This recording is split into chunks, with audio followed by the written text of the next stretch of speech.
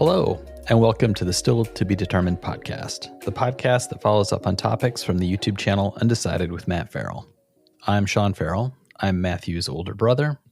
I'm also his older writer, and I will be the older person asking the questions. With me is Matt. Hello, everybody. So today we're going to be talking about his most recent episode on his channel, which was exploring if Tesla's solar roof is about to go mainstream. This is from December 29th, 2020. That means, yes, we have burst through into 2021. We did it. We're in the future. Skynet is in the past. Yes. The replicants have been taken care of. Soylent Green is made out of people. And we are all pod people. So good times all around. I'm hoping all of our listeners had a happy and healthy entry into 2021. And let's keep doing what we have to in order to stay safe and get to that vaccine. Yes. Please. Yes. I'm not yet banging a tin cup against the bars. I'm understanding of the need for patience. To be honest, part of me is more anxious for those people who need it more desperately than I do. Yeah, I'm in the same camp. It's like I want it badly for myself, but man, there's so many people that need it more than I do. Yeah, I'm looking at the people with compromised immune systems. I'm looking at nursing home patients. I'm looking at, to be honest, teachers, students. Our parents. Mm-hmm. I feel like and I feel like you may be in the same mindset as I am, which is I can continue to live in strange times for a little bit longer if other people can get back to normal a little bit faster. And that's particularly true, I think, for me, for younger people, for students and for teachers. I'm living through, with my son, the experience of what it's like for students to be doing remote schooling, and it's not easy. So there's a big part of me that is hopeful for them that we can turn a corner, and I'm not holding out hope that we'll return to normal during this school year, but that the fall will include a return to actual in-person schooling. But meanwhile, the sun keeps shining. That's right. And our roofs keep making electricity. That was one hell of a transition, John.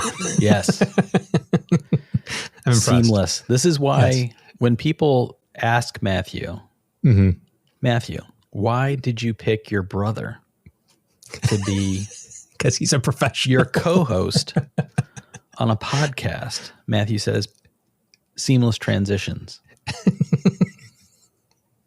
Speaking of zoology, we haven't finished talking about solar roofs. I'm sorry, I jumped the gun there. Yep. Solar roofs, mainstream. Starting point, as usual, when you do these interview shows, I'm wondering, how did you touch base with Weddle and Sons, right? Yep. I assume that Eric Weddle might be one of the sons. He looked like, if it's him and his kids, I'm thinking, well, he looked like his kids might be 12. So I don't imagine he's sending 12-year-olds up there. Is he one of the sons, or is he the founder? He's the founder. He actually told me the funny story. I didn't put it in the video. He told me the funny story of it's Weddle and Sons, even though their parents had nothing to do with it. And he said he and his brothers, when they started the company, they were so young that they didn't think, going out there as just like the Weddle brothers, like these 20-year-old kids, was going to really get people. So Weddle and Sons them. made people think that there was an adult somewhere in the background. Yes. That's pretty. So they called it Weddle and Sons just so that they could sound like they've been around for generations, and that they had their parents there as like the elder statesmen to help give them some credibility. So I thought that was really, really funny. That's very. But funny. they've been in business for decades, so they've been around for a long time now. It sets up the idea as well that there could have been some fake phone calls in front of clients. Like, well, let me check with my dad. Just a second. Yeah, Dad. Yeah, they want to put the rain gutters. Oh, I shouldn't do that? Okay. Oh, yeah. 6-inch nails? Right. Got it. So my dad said I should put it on this part instead with 6-inch nails. So does that sound okay to you? Oh, they want to talk to they want to talk to you, Dad. Oh, you're going into a tunnel? Okay. I'm sorry. I lost connection. I was going to say, but the way I got in touch with them was they had been posting videos on YouTube of time lapses of them installing the solar roof and these awesome drone shots of them installing the solar roof. And somebody on Twitter that follows me tweeted at me saying, hey, you should check these guys out. And that's how I found them. And then I reached out to them on Twitter and to the guy that actually took the videos. His name was Matt. And Matt put me in touch with Eric. And so he and I, over the course of a couple months, had some emails and a couple of phone calls. And we ended up doing the full interview. That's how we got in touch with each other. Right. And they're located in Colorado, right? Yeah, they're the Nebraska, Colorado area. And you mentioned in the video at one point the number of people on their wait list. They have like 200 people waiting for an opportunity to hire them for putting in solar roof. Yeah. And you mentioned, without going into detail, their area that they work in. Approximately how big an area would they cover? They cover, I think it's 3 states. Wow. Yeah. They're basically the Midwest. Eric himself is in charge of the kind of Colorado area. I think they've kind of divvied it up between the brothers, what states and regions they cover, but the company as a whole covers, I think it's 3 states. And they clearly have a very large clientele, and they're clearly a very successful company. And he said of themselves that they're constantly trying to push themselves to get better and better and better and do new things and be the kind of leader in the industry and to make quality their number one thing. And he said it's a kind of a blessing and a curse, because he said their biggest competitors have the same exact competitive drive. So he said our competitors are also extremely good. And so we're all trying to constantly one-up each other. And so he said it's actually a really good kind of healthy competitive environment in that area of the country. So it's pretty cool. They clearly seem like a very innovative, they like to be on the cutting edge of technology kind of company. The fact that they would jump into this the way they did speaks a lot. And what sort of training did they have to go through? Is it on site with Tesla in California? Did they have to go?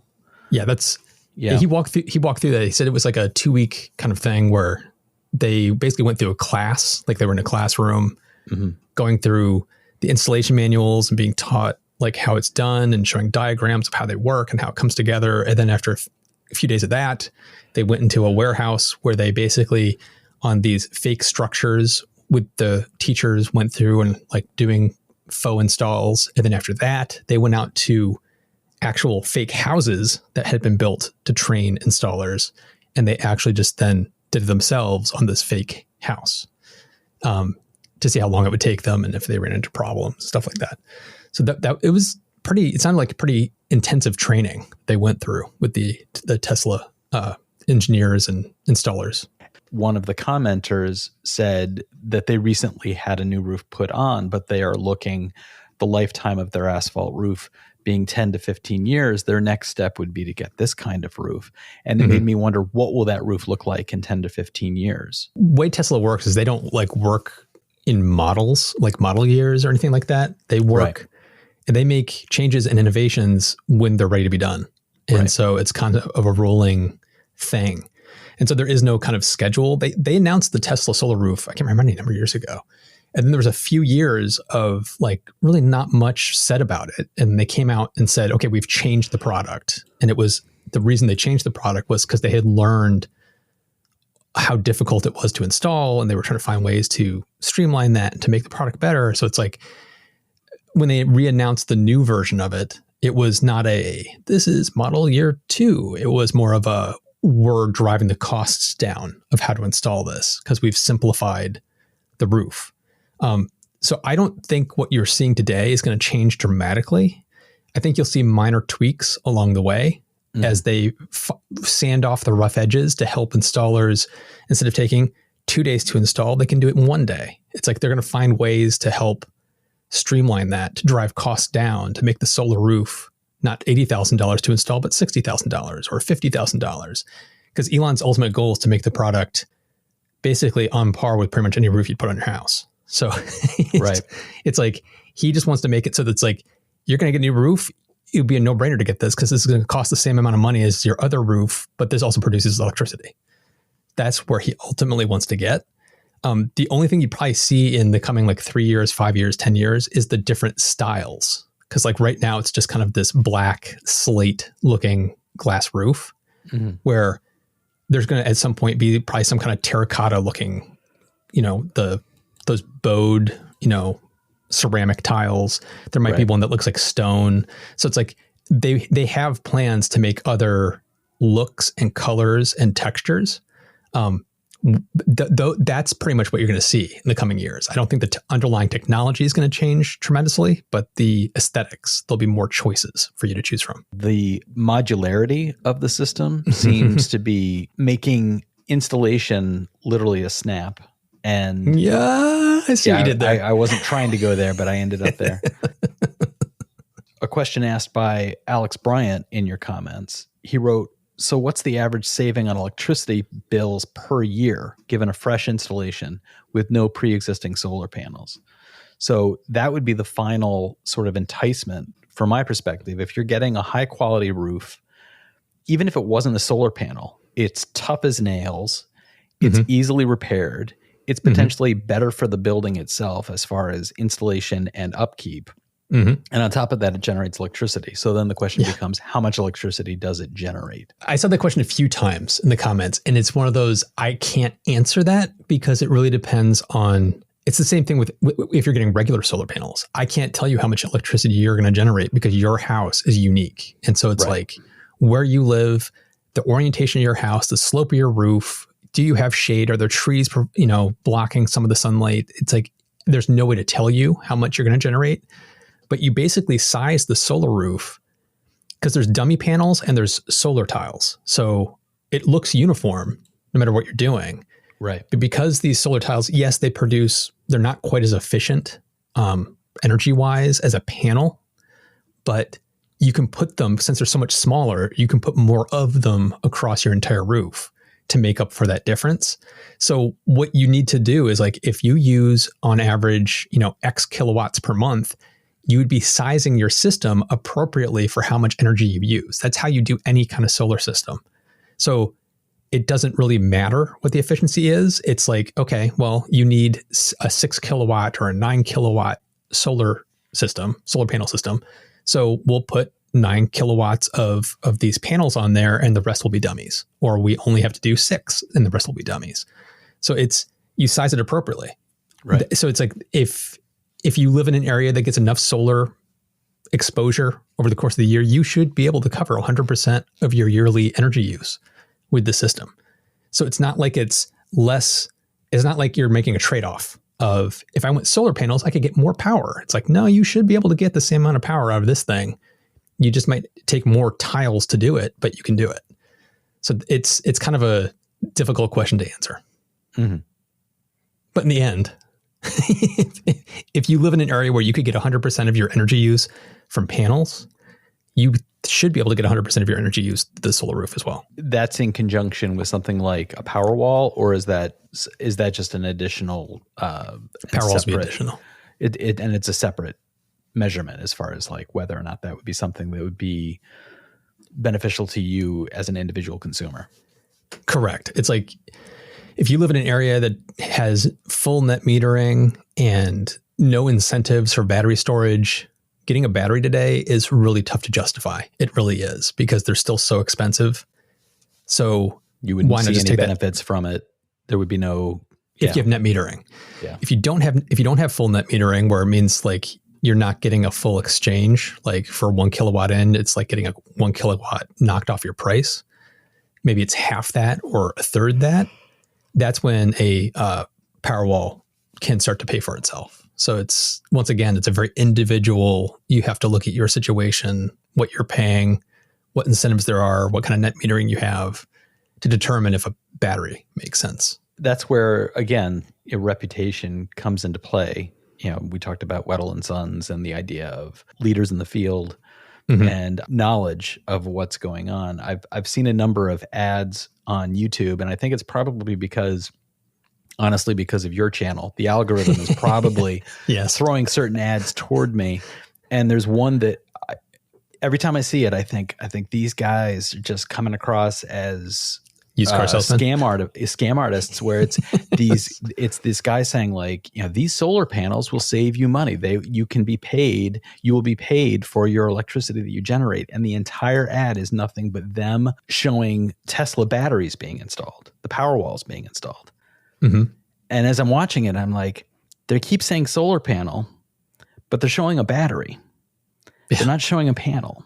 And it just starts to look like, if they're misrepresenting that, what else are they misrepresenting? And of course, it's a YouTube ad, and it is not picking up the nuance that you're talking about. Like, what if you're in an area where you don't get the right kind of metering? And that can vary from city to city, region to region, state to state. So it really, I guess, my general rant is consumers really should do their homework and find a company that really does know what it's doing and can explain these things, and do your research as to what's available to you before you make any of these moves. Don't just jump into getting something installed if it's not going to benefit you. And in fact, if it's going to cost you twice as much money without any sort of long-term recuperation on your part. It's part of the reason why I make these videos, is because there's so much misinformation out there, misunderstanding. I can't tell you how many comments I get that say, when I have my videos about my solar panels and how much energy I'm using, the comment of, well, yeah, but when do you have to change out your batteries? They only last for a few years. And this was at the point where I didn't have batteries as my solar panel system. Yeah. It was just solar. And it was like, there's so many people that believe that solar panel systems have to have batteries, or that solar panel systems have to generate 100% of your use, or it's not worth it. It's like there's so many variables to this. It's shades of gray. There's no black or white. And anybody that says to you solar panels are a scam and they don't work, or anybody that says solar panels will work for everybody, you need to ignore all of that, because the truth is somewhere in the middle, and it depends on your scenario. And you have to look at what you need, what you want to get out of it, and what the costs are for your situation. That's the only way to know the answer. So it's like anybody asking, should I get it? It's like, I can't tell you.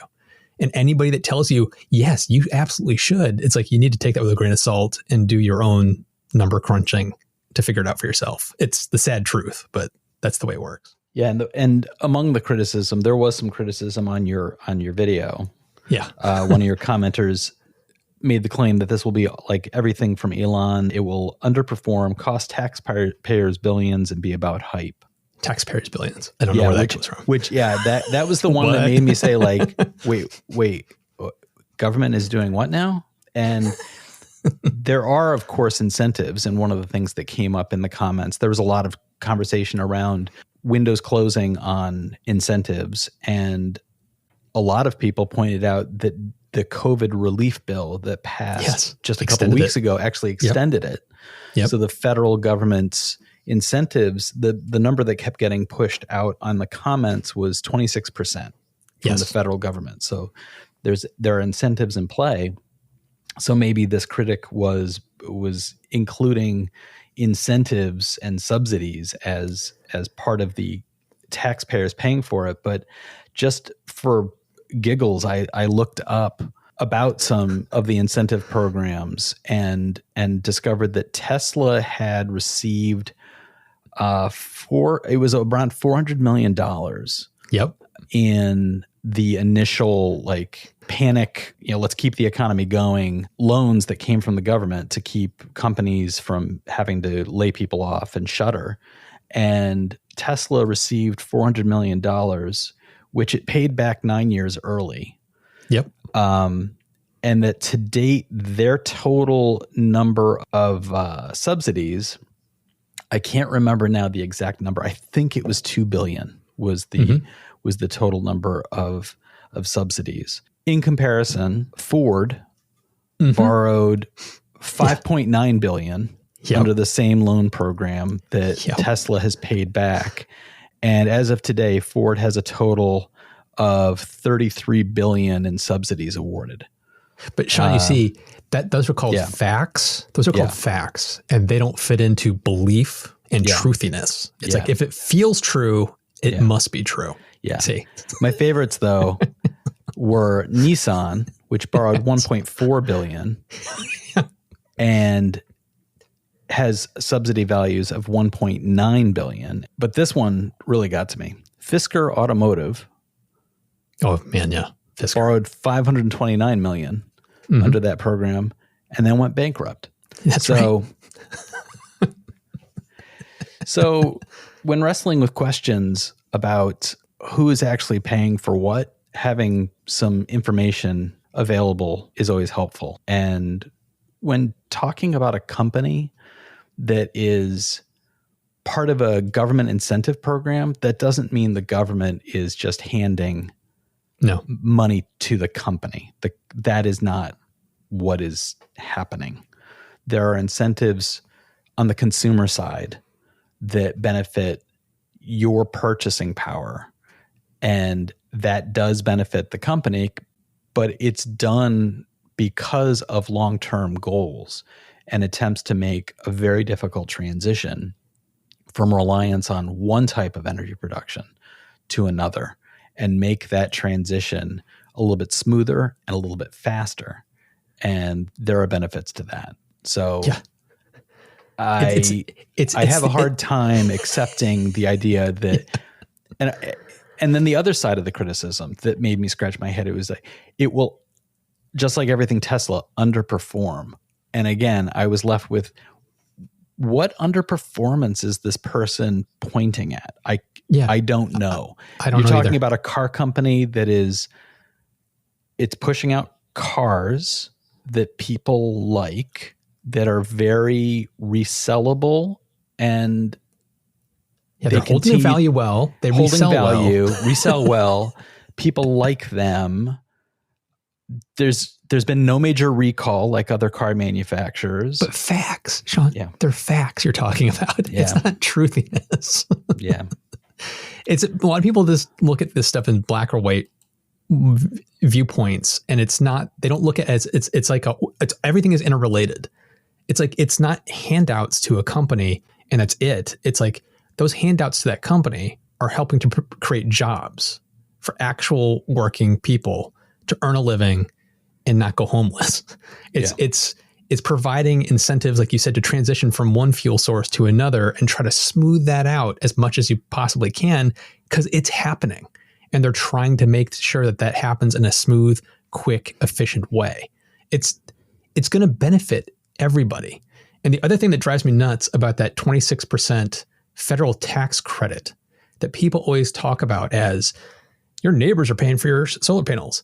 That's not what a tax credit is. There's not a pool of money that is getting paid out to people that get solar panels installed from the tax credit.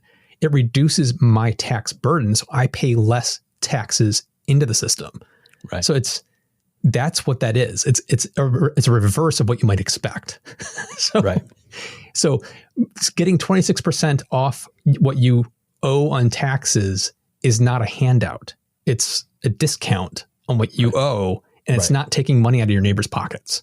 And that's what it drives me nuts. It's like, not all incentives are created equal. So you can't just say, oh, it's an incentive, which means it's a handout. It's like, it doesn't work that way. There's once again, there's nuance to all of this.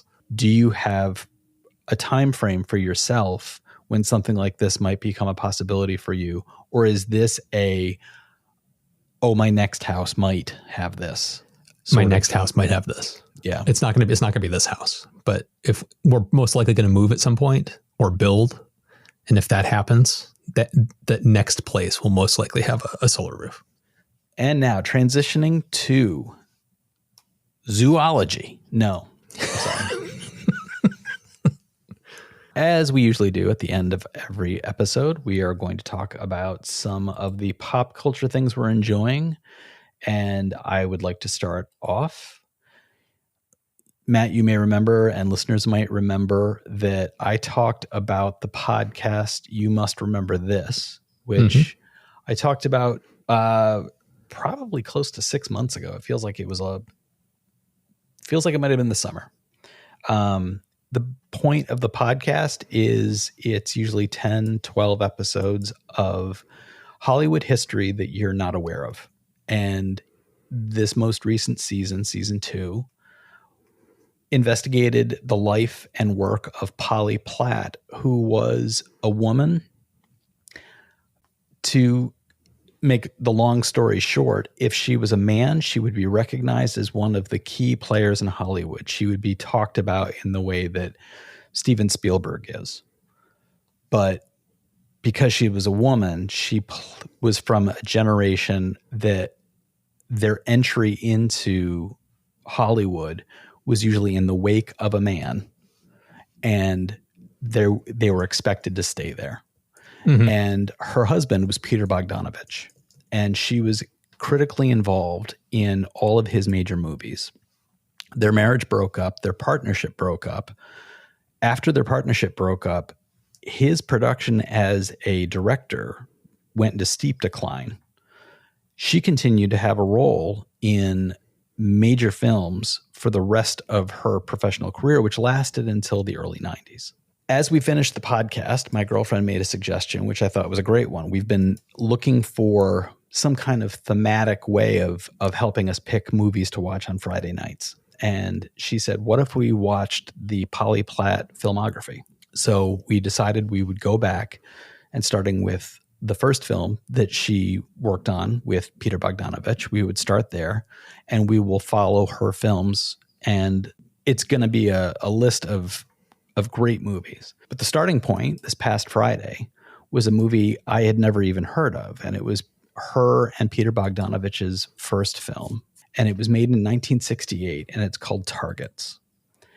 And it is a Roger Corman picture. Bogdanovich had worked with Corman previously on another film. And of course, Corman being Corman, these were fast productions, cheaply done. You hit your mark, you do your take, you move on, you keep moving forward. It is a film that the budget estimated was around $130,000. And so we went into this movie. All I knew about it was this. It's called Targets. It had something to do with a sniper, and it starred, among other actors, Boris Karloff. I'm going to let that sink in. Yeah. It is one of Boris Karloff's final films, and it was literally him filling out a contract, like fulfilling a contract. It was him doing a movie that was just to fulfill contractual obligation. We were about 20 minutes into it when I turned to my girlfriend and I said, this movie is exceptional, and I am so glad we were watching it. It is a movie I strongly recommend. If you are a fan of cinema, if you are a fan of especially 1960s cinema, one of the things that comes out of this is the directorial decisions were clearly inspired by movies like Rear Window. It's that kind of decision-making behind the camera. Still shots, looking through a lens. You're from the viewpoint of a sniper. The story is sadly still relevant because it is about a man who goes on a shooting spree. And the movie, when it came out, got a lot of conflicted response where critics liked it, but it came out in 1968. So it was following the assassinations of Robert Kennedy and Martin Luther King Jr. Some places it was actually not allowed to be opened. I think it was New Zealand wouldn't give it the certificate to allow it to be run in theaters because they said it was immoral. It is a unflinching view of the shooter. It does not go into psychological excuses. It simply gives you a man who is depicted as he's a Vietnam vet. He has a father with whom he has been taught how to shoot. He's been trained how to shoot by this man, and they are gun aficionados. It doesn't go much deeper than that. Mm-hmm. But by keeping a camera on a man who is slowly deciding how he is going to go about a shooting spree, it's unnerving. Chilling. It sounds chilling. Yeah, it's chilling, and it doesn't feel like a documentary, but it feels true.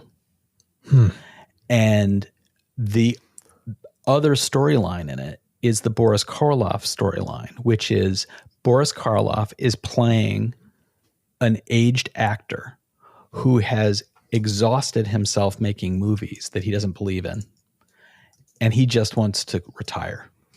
And he is being forced to do PR work for films that he doesn't care about, while a young director is begging him to do one more movie. And that one more movie is a movie that is supposed to be an impactful, non-genre, straightforward piece of acting that he just knows Boris Karloff will be good at. Mm-hmm. That story is probably the story of the making of the movie, because Boris Karloff made this movie to fulfill a contract. So in fact, the story within the story may be Peter Bogdanovich trying to convince Karloff, please do this movie. It is not like the genre stuff that you don't want to do. This is a full-blown, straightforward mainstream film that you could really do really well. Mm-hmm. So that story is also compelling in a very different way. And there's a lot of humor in that side. And Boris Karloff is actually very touching in that role. And where the two stories intersect is that this young man who's going to go on the shooting spree decides to go on a shooting spree at a drive-in movie theater where Boris Karloff is going to be in order to do the PR work that he doesn't want to do. Mm. The film is very nuanced. It is very smart and I think very sophisticated. It demonstrates a young talent that was in Bogdanovich's directing that would, I kept thinking it's like Hitchcock. It has that kind of unblinking focus and the letting of a longer shot to tell a story. And where it all starts, where the shooting spree starts, is upsetting and unnerving and shot in such a way that you can't look away.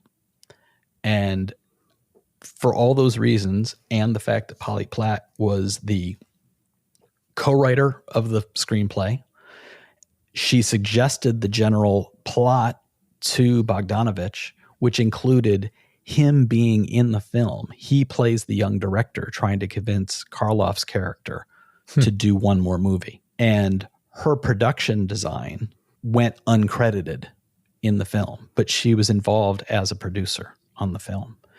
So for all those reasons, I strongly recommend this movie. I think if you're a cinephile, I think it is one that you are going to enjoy. And if you're like me, you may not have heard of it. And as we were watching it, I said, this should be better known. This is really a remarkable film. So I give it a strong recommendation. Wow, that sounds good. I'm going to put that on my list. And I've got a long list. For me, there's just two things I want to bring up. First one I'll be quick on. This holiday season, I worked ahead on my videos so I could take a little time off over the holidays. And I mainlined the game Ghost of Tsushima on the PlayStation 4. And that's a massive game. So I played a lot of it over the course of a week to finish it. And it's an exceptional game. And I hate giving like a rating number kind of a thing, but if I was going to give it a number, it'd be like an 8 out of 10. The storyline in that game is just phenomenal. And it's one of the perfect examples of, not to always bring up, Ebert's, video games aren't art. Yeah. Playing a game like Ghost of Tsushima, that is an artistic game. It has such an amazing story. It's like playing a Kurosawa film. It is just stunning visually, cinematically. It's so artistic, so well done. The game mechanics are very fun. The reason I knock it down a couple pegs, for me, like of this last generation of consoles, for me, the perfect game, 10 out of 10, is Horizon Zero Dawn, which is a very similar game as the open world, the way the story branches out. It's very, very similar. But I think Horizon Zero Dawn is a far stronger game because it not only nails the story, it nails the game mechanics. It keeps you engaged throughout. And Horizon Zero Dawn is one of those few games where I did every side mission. I did every little thing because all of it was unique and fun and engaging, not just storyline, but gameplay. And where I think Tsushima kind of drops the ball is on that game mechanic and the variety. There was a period in the game where I was like, okay, if I have to rescue one more kidnapped victim on a road, I'm going to punch somebody. And it was just like constantly the same thing over and over and over again. And so by the time I got into the last third of the game, I was like, screw this. I'm going main line down the main storyline, just finishing the game because I am done. This is getting boring. And so the main storyline is astonishing, but the side missions became like, oh, if I have to liberate one more farm and rescue these stupid farmers that get kidnapped, it's like, come on. How many times can I do the same thing over and over again? That's where I knock it down a little bit, on top of which, from somebody who's worked in video games, it's like I may notice things that other people may not give a crap about, but they're like the walking animations of the characters look great until you go walking upstairs or a hill, because the walking animation is the same walking animation no matter what tilt you're walking on or what surface. So if you're walking up a steep staircase, suddenly their feet are going up to their shins into the world. It completely breaks the illusion of this beautiful, I mean, it is an absolutely beautiful game. It's a work of art. So the animations are so phoned in and just, okay, this is good enough, let's move on. Where you play a game like Horizon Zero Dawn, her animation and walk cycles alter depending on the pitch of the ground, what she's walking on. If she's running and she's next to a wall or a cliff wall, she will casually put her hand out and drag it along the edge of the wall like she's balancing herself. There's like little nuances to the animation cycles that make her feel real, and it makes her feel rooted in the world, and it makes it feel very believable and immersive. And Tsushima just phoned in so much of that final polish that it kept taking me out of the game. It's like, God, this is beautiful. And oh my God, he's up to his knees in the earth. What is going on? Or bugs where my magic horse, no matter where you were, you could push a button, he'd whistle, and his horse would just appear out of thin air. Yeah. I once did that atop a precipice, and the poor horse fell off the cliff. So, well, I did it. It's like, it's ridiculous where you come up to a river and the horse can't cross the river. So I hopped off my horse, swam across, got to the other side, pushed the button, and suddenly my horse is across the river. Yeah. It's like, okay, that kind of defeats the purpose. But there were times where I would do that and the horse would show up in the world like his feet were cemented in place, and I would jump on his back and he wouldn't move. I couldn't do anything to make him move, and then I couldn't dismount the horse. So I'd have to quit the game, restart the game, go back in. Or animations being off, like after you complete a mission, it shows the hero shot next to your horse, and the horse like nudges you and you pet the horse's face. There was a couple times where the animation was off by like an inch. So he looks like he's doing some kind of aura touching of the horse because his hands are like 3 inches off the horse's face, but it's clearly mapped to the horse's. It was really weird. It's just like little bugs being inside of a house in the winter in the north area. And I'm talking to the farmer I just rescued, and I don't want to hear, every time you rescue somebody, they have to say something to you. And at a certain point I was like, I don't want to hear a single word out of your mouth. Shut up. And this guy's talking to me several sentences. And I'm like, the outside weather effect got triggered inside the house. And so he was talking to me, and there was a tornado of snow whipping around the two of us inside this house. And it was like, are you Storm from the X-Men? What is going on? So it was like, there were so many of these like little bugs that just completely destroyed the immersion of the game, which is a shame because it was so, so good. So it's still worth playing, but just if you play it, just know there's going to be some rough edges, and it really distracts from where it excels, which is the story and the cinematography of the game. It's just spectacular. The other thing I wanted to just bring up is on Netflix, there's a Japanese show that I started watching that I give a strong recommend right now. I'm not done with the season, but so far I'm loving it. It's called Alice in Borderland, and I would recommend checking it out. It's like a cross between Lost, and there's this anime show called Gantz. It's this weird, the basic plot line is people are basically kind of find themselves, they're in Tokyo, but they find themselves like literally like in a moment going from their normal life in Tokyo to literally like turning a corner, and they're in an empty Tokyo. And they're in this kind of like alternate reality of Tokyo where the people that are there are forced to play these games, which is very much like Saw, where you play in these games that are life and death, and the object is to survive the game. And if you, depending on the difficulty of the game, you earn a visa that gives you X number of days off before the next time you have to play the next game to earn another visa to get more days off. And it's so trippy and amazing. It's for me, it's like Lost, where it's like Lost kept you going along of like, what is this island? Who made this island? What is the purpose of this thing? And like, what is that smoke monster? It's like all these kind of giant like mystery box questions. And this show has that in spades. And it's this nice balance between like where Saw is like just a gruesome horror movie.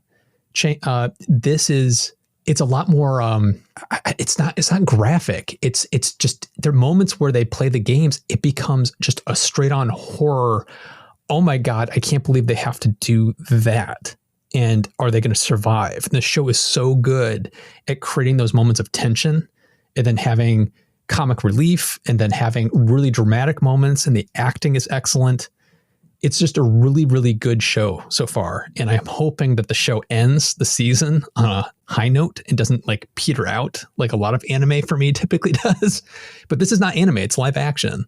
But I would recommend, if you watch it, watch the original Japanese dialogue with the English subtitles, because the dubbing is awful. And it's much better to hear the actual emotional tone of the actors versus the bad dubbing.